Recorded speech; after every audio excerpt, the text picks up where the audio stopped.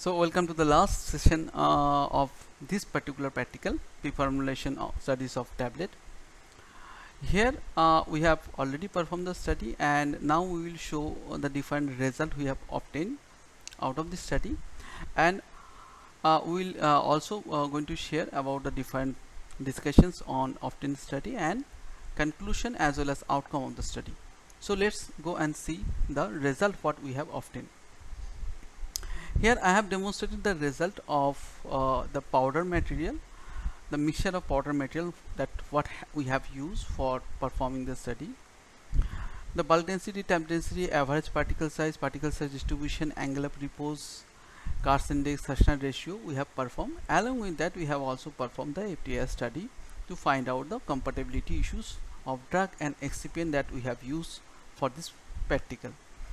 Now as far as flow property concerned, it shows from the reading itself, it shows that this powder mixture having uniform but average flow property. Now if you consider the FTIR study, from the graph of major peak and their peak area is concerned, it can be concluded that this particular powder mixture not showing any sort of major incompatibilities as far as their functional group arrangement and peak is concerned.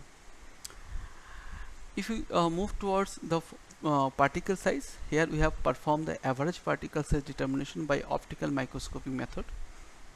Now by optical microscopy method we can find out some reading which may be considered as the approx reading, not the accurate one. To find out the accurate reading of particle or particle size determination, we have to use either zeta sizer or zeta analyzer to find out the accurate result. Particle size distribution study has been performed by sieving method technique. Here we can conclude out of the reading what we have obtained, that these particle powders having uniform flow properties as well as uniform particle size distribution, as majority of particles are written within different pans based on the calculation we have interpreted the data. Now moving to the next part, we are going to discuss about the conclusion and outcome of the study. Based on the obtained result, it may be concluded that the powder mixture as well as the granules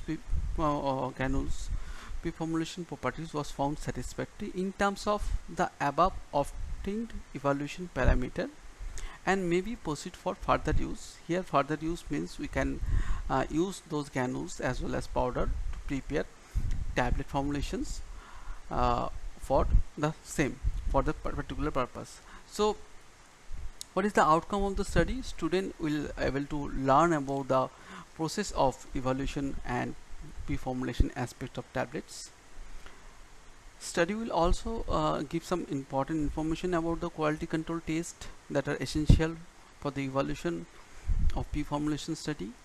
They will also able to learn about the use of different instruments that can be used and different process that can be adopted to perform the practical issues, and at the same time they will also able to know how to analyze the data and interpret the result what may be obtained after evaluation process and their meaningful representation, so that it can be understood by each and every one, so about the outcome of the study.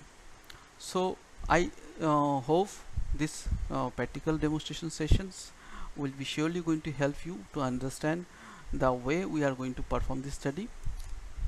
Thank you for attending the sessions, and this particular discussion will obviously going to help you out whenever you are going to perform this practical in the laboratory.